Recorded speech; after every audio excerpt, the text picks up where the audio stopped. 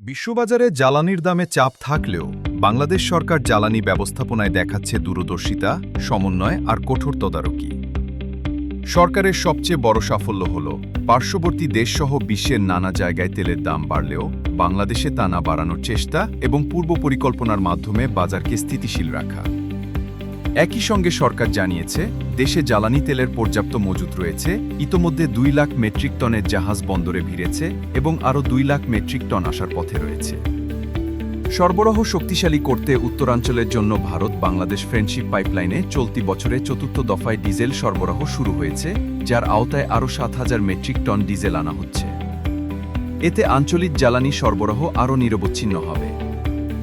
সরকার শুধু মজুতই বাড়াচ্ছে না, মাঠ পর্যায়ে কৃত্রিম সংকট ঠেকাতেও নিচ্ছে কঠোর পদক্ষেপ। প্রধানমন্ত্রী চিরুনি অভিযানের নির্দেশ দিয়েছেন। ফরিদপুরে পেট্রোল মজুত রেখেও বিক্রি না করায় ফিলিং স্টেশনকে জরিমানা করা হয়েছে। সাতক্ষীরায় অবৈধভাবে রাখা 200 লিটার ডিজেল জব্দ করে ন্যায্য মূল্যে বিক্রি করা হয়েছে। যশোরে আবার প্রায় 700 লিটার জ্বালানি তেল জব্দ করেছে ভ্রাম্যমাণ আদালত।